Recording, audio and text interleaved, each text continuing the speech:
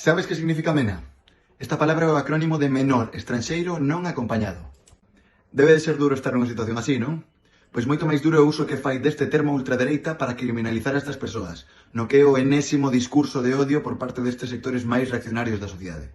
Nestes momentos, 6.000 nenas e nenos están nunha grave situación en Canarias debido á crise migratoria.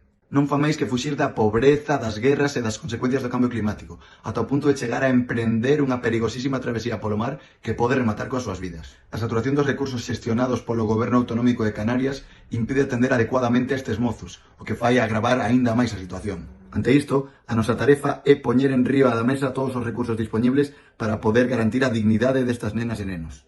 Pero que non só é un imperativo moral, senón que é un mandato legal, xa que isto está registrado en tratados internacionais como o Convenio sobre os Dereitos do Neno, no seu artigo 3.1, ou na propia Constitución Española, no artigo 39.4, para aqueles partidos que se dan golpes no peito dicindo que son moi constitucionalistas.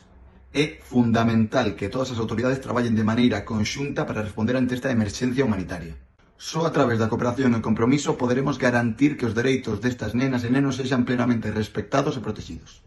Por todo isto, no pleno de xullo presentamos unha moción coas seguintes propostas. 1. Mostrar públicamente dende o Concello o apoio á modificación do artigo 35 da Lei de Estranxeiría para establecer mecanismos vinculantes e solidarios que axuden a garantir os dereitos da infancia migrante.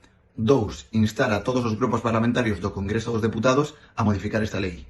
3. Instar a Xunta a cumplir cos acordos establecidos o ano pasado sobre o acollemento de menores estranxeiros non acompañados, así como cos novos compromisos establecidos no Consello Sectorial de Infancia celebrado en Canarias neste mes de xullo. E 4. Instar o Ministerio de Xuventude e Infancia a seguir impulsando medidas en favor dos dereitos da infancia migrante.